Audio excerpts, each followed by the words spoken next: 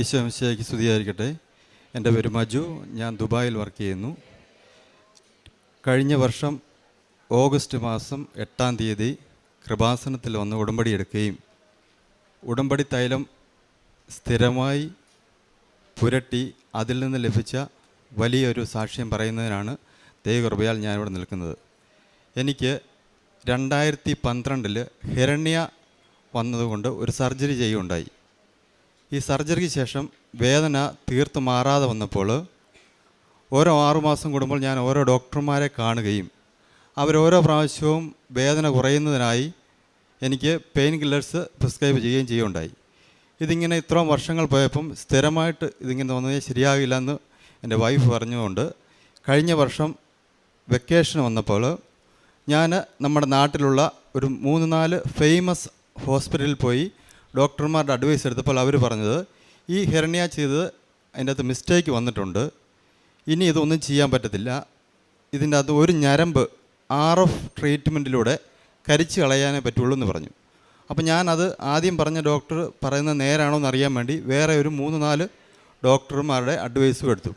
ഇവരെല്ലാം ഇങ്ങനെ പറഞ്ഞപ്പോൾ അവരെല്ലാം പറഞ്ഞ ഒരു ഫേമസ് ഡോക്ടറെ അടുത്ത് പോയി അവർ പറഞ്ഞ ആ ട്രീറ്റ്മെൻറ്റ് ചെയ്യുകയും ട്രീറ്റ്മെൻറ്റ് ചെയ്തതിന് ശേഷം വീട്ടിൽ വരികയും ചെയ്തു. ആദ്യത്തെ 1-2 ദിവസം കുഴപ്പമില്ലായിരുന്നു. അത് കഴിഞ്ഞ് എൻ്റെ വേദന ഭയങ്കരമായിട്ട് കൂടുകയും എനിക്ക് ഇരിക്കുവാനോ കിടക്കുവാനോ നടക്കുവാനോ പറ്റാത്ത ഭയങ്കര അവസ്ഥയും ഉണ്ടായി. അപ്പോഴത്തേക്ക് എൻ്റെ കഴിഞ്ഞ വർഷത്തെ ലീവ് തിരിച്ച് പോകേണ്ട സമയത്തിലേക്കായി.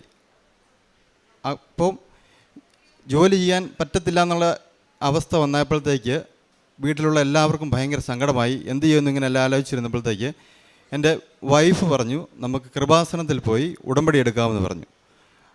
അങ്ങനെ കൃപാസനത്തിൽ പോയി ഉടമ്പടി എടുക്കാൻ തീരുമാനിച്ചപ്പോഴത്തേക്ക് എനിക്ക് തിരിച്ച് ദുബായിക്ക് പോകേണ്ടത് ഓഗസ്റ്റ് മാസം 10-ാം തീയതിയാണ്. 7-ാം തീയതിയാണ് ഞങ്ങളിങ്ങനെ ഈ തീരുമാനം എടുക്കുന്നത്. അപ്പോൾ പെട്ടെന്ന് ഞാൻ കൃപാസനത്തിലേക്ക് വിളിക്കുകയും 8-ാം തീയതി വന്നാൽ ഉടമ്പടി എടുക്കാമെന്ന് വിളിച്ച് അവിടുന്ന് സിസ്റ്റർ പറയുകയും ചെയ്യും. അപ്പോൾ ഞാനപ്പോൾ കഴിച്ചുകൊണ്ടിരുന്ന മരുന്ന് ഹെവി ഡോസ് ആൻറ്റിബയോട്ടിക് ആയിരുന്നു. അത് കഴിച്ചു കഴിഞ്ഞാൽ കുറഞ്ഞൊരു 14 മണിക്കൂറിൽ ഞാൻ സ്ഥിരമായിട്ട് അങ്ങ് ഉറങ്ങുകയാണ്, ഗ്യാപ്പ് ഇല്ലാതെ കണ്ടിന്യൂസ് ആയിട്ട് ഉറങ്ങുക. അപ്പം 7-ാം തീയതി വൈകിട്ട് ഇവിടേക്ക് വരാൻ തീരുമാനിച്ചുകൊണ്ട് വൈഫ് പറഞ്ഞു നാളെ പോകുന്നതുകൊണ്ട് ഡ്രൈവ് ചെയ്യുന്നതുകൊണ്ട് നമുക്ക് ഇന്ന് കൊണ്ട് പ്രാർത്ഥിച്ചിങ്ങ് മരുന്ന് നിർത്താം, ഏതായാലും പള്ളിയിലേക്കല്ല പോകുന്നതെന്ന് പറഞ്ഞ് ഞാൻ അന്ന് കഴിക്കുന്ന മരുന്ന് നിർത്തി. ഇവിടെ വന്ന് അച്ഛൻ്റെ ധ്യാനം കൂടി ഉടമ്പടി എടുത്തു. ഉടമ്പടിയിലൂടെ തൈലം തന്നു. ഇവിടെ തിരിച്ച് ഞങ്ങൾ പിറ്റേ ദിവസം തന്നെ ദുബായിക്ക് പോയി. അന്ന് തൊട്ട് ഇന്നലെ വരെയും ഞാൻ ഇന്നലെയാണ് തിരിച്ചിവിടെ നാട്ടിൽ വന്നത്. ഇന്നലെ വരെയും എല്ലാ ദിവസത്തെയും പ്രാർത്ഥന കഴിഞ്ഞ് ഈ ഉടമ്പടി തൈലം വയറ്റിൽ പുരട്ടുകയും വിശ്വാസ പ്രമാണം ചൊല്ലുകയും ചെയ്തു. അന്ന് ഓഗസ്റ്റ് മാസം 7-ാം തീയതി ഞാൻ നിർത്തിയ മരുന്ന്, അതായത് പിറ്റേ ദിവസം വണ്ടി ഓടിക്കാൻ വേണ്ടി ഞാൻ നിർത്തിയ ആ മരുന്ന് ഇതുവരെ ഞാൻ ഉപയോഗിക്കുകയോ പിന്നീട് കഴിക്കുകയോ ചെയ്തിട്ടില്ല. ഇതാണ് എനിക്ക് കൃപാസന ഉടമ്പടി തൈലത്തിലൂടെ കിട്ടിയ ഏറ്റവും വലിയ ദൈവകൃപ. രണ്ടാമതായിട്ട് ഞാനും എൻ്റെ സഹോദരനുമായിട്ട് 7 വർഷമായി പിണക്കത്തിലായിരുന്നു. ഞാൻ എല്ലാ വർഷവും വെക്കേഷന് വരുമ്പോൾ ആദ്യം ഈ പിണക്കത്തിലായ ആദ്യ 2-3 പ്രാവശ്യമൊക്കെ ഞാൻ അദ്ദേഹമായിട്ട് ബന്ധപ്പെടാൻ ശ്രമിച്ചെങ്കിലും പുള്ളി അത് എൻ്റെ ഫോൺ എടുക്കുകയോ ഒന്നും ചെയ്യുന്നുണ്ടായിരുന്നില്ല. അപ്പോൾ പിന്നെ ഞാനും തിരിച്ച് വിളിക്കാനൊന്നും പോയില്ല. ഈ കഴിഞ്ഞ പ്രാവശ്യം വന്ന് തിരിച്ച് ലീവ് കഴിഞ്ഞ് ജോലിക്ക് പോകാനായിട്ട് ഇരുന്ന സമയത്താണ് ഞാൻ മുമ്പ് പറഞ്ഞതുപോലെ ഇവിടെ കൃപാസനത്തിൽ വന്നത്. ഓഗസ്റ്റ് മാസം 8-ാം തീയതിയാണ് വന്നത്. അതുവരെയും ഞാനും എൻ്റെ സഹോദരനുമായി ഞങ്ങൾ സംസാരിക്കുകയോ ഒന്നും ചെയ്യുന്നുണ്ടായിരുന്നില്ല. ഈ ഓഗസ്റ്റ് മാസം 8-ാം തീയതി ഞാനിവിടെ വന്ന് കൃപാസനത്തിൽ വന്ന് അച്ഛൻ്റെ ധ്യാനം കൂടി കഴിഞ്ഞ് തിരിച്ച് ഇറങ്ങി മൊബൈൽ സ്വിച്ച് ഓൺ ചെയ്ത് നോക്കുമ്പോഴത്തേക്ക് എനിക്ക് വൈഫിൻ്റെ മെസ്സേജ് വന്നിരിക്കുന്നു. എൻ്റെ ചേട്ടൻ എന്നെ കാണുവാനായിട്ട് ഇടുക്കിയിൽ നിന്ന് എൻ്റെ വീട്ടിലേക്ക് വന്നു എന്നുള്ളത്. ഈ 7 വർഷമായിട്ട് ഞങ്ങൾ അന്ന് ഞാനിങ്ങനെ തന്നെ തീർത്തു വിശ്വസിക്കുന്നു, കൃപാസനത്തിൽ വന്ന് മാതാവിൻ്റെ മധ്യസ്ഥയിൽ പ്രാർത്ഥിച്ചുകൊണ്ടുണ്ടായ ദൈവകൃപയാണ് എന്ന് ഞാൻ തീർത്ത് വിശ്വസിക്കുന്നു.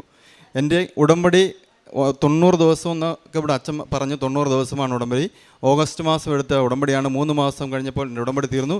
എങ്കിലും ഇന്ന് വരെയും ഞാൻ അതേ ഉടമ്പടി ജീവിതത്തിലാണ് തുടർന്ന്. ഇന്ന് വന്ന് ഞാൻ ഉടമ്പടി പുതുക്കുകയും ചെയ്തു.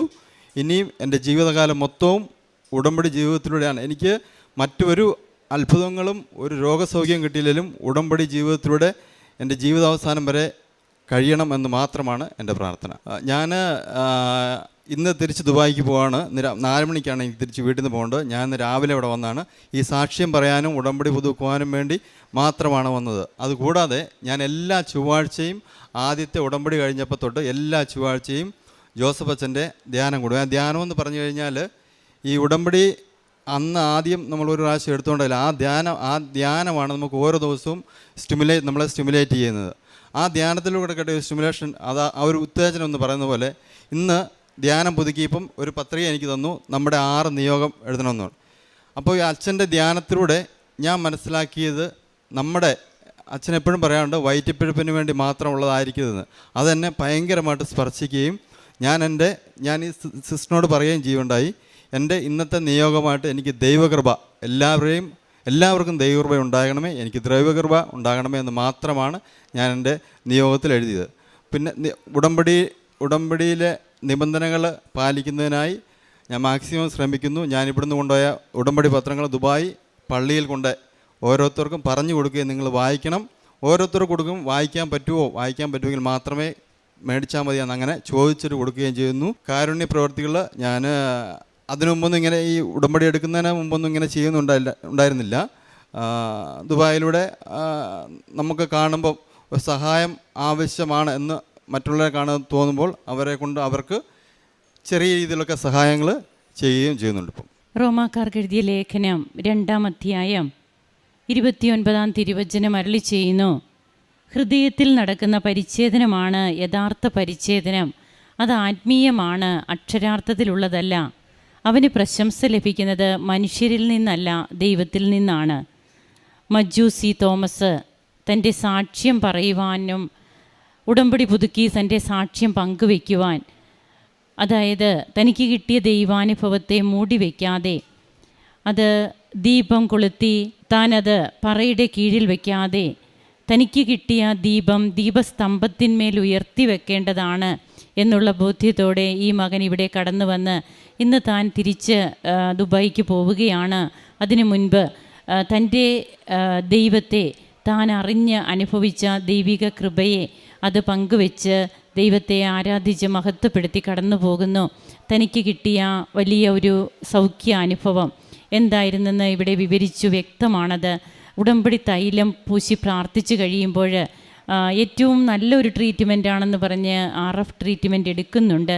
എന്നാൽ വീണ്ടും തൻ്റെ വേദന കൂടുന്നതല്ലാതെ അതുപോലെ താൻ എടുക്കുന്ന ആൻറ്റിബയോട്ടിക് മൂലം തനിക്ക് കൂടുതൽ ക്ഷീണം തോന്നുന്നതല്ലാതെ തനിക്ക് സൗഖ്യം ലഭിച്ചില്ല. എന്നാൽ ഇന്ന് വരെ, അതായത് ഈ മകൻ ഇവിടെ എത്തുന്ന ആ മൊമെൻ്റ് വരെ തൻ്റെ ജീവിതത്തിൽ ഉടമ്പടി തൈലത്തിലൂടെ തനിക്ക് ലഭിച്ച കൃപകൾ, തനിക്ക് ലഭിച്ച സൗഖ്യാനുഭവം അത് നാം കേട്ടു.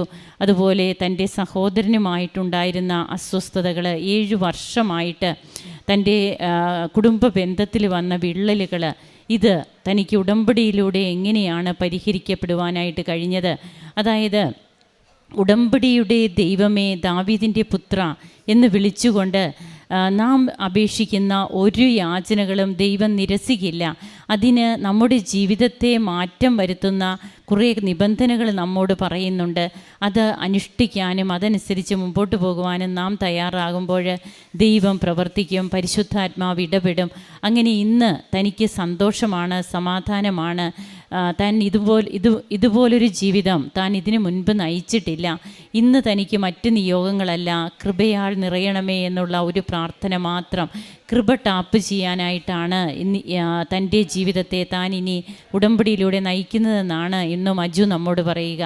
ഹൃദയത്തിൽ നടക്കുന്ന പരിച്ഛേദനം സ്വീകരിക്കുവാനായിട്ടാണ് നാമും നമ്മുടെ ഉടമ്പടി ജീവിക്കേണ്ടതെന്നാണ് തിരുവചനവും നമ്മോട് പങ്കുവയ്ക്കുന്നത്. നമുക്ക് കരങ്ങളടിച്ച് ഈശോയ്ക്കും അമ്മയ്ക്കും നന്ദി പറയാം. യേശുവേ നന്ദി, യേശുവേ സ്തുതി, യേശുവേ ആരാധന. അത്യപൂർവ ദൈവാനുഭവങ്ങൾ ഇനി നിങ്ങൾക്കും സ്വന്തം. ഈ യൂട്യൂബ് ചാനൽ ഇതുവരെ സബ്സ്ക്രൈബ് ചെയ്തിട്ടില്ലെങ്കിൽ ഇപ്പോൾ തന്നെ സബ്സ്ക്രൈബ് ചെയ്യുക.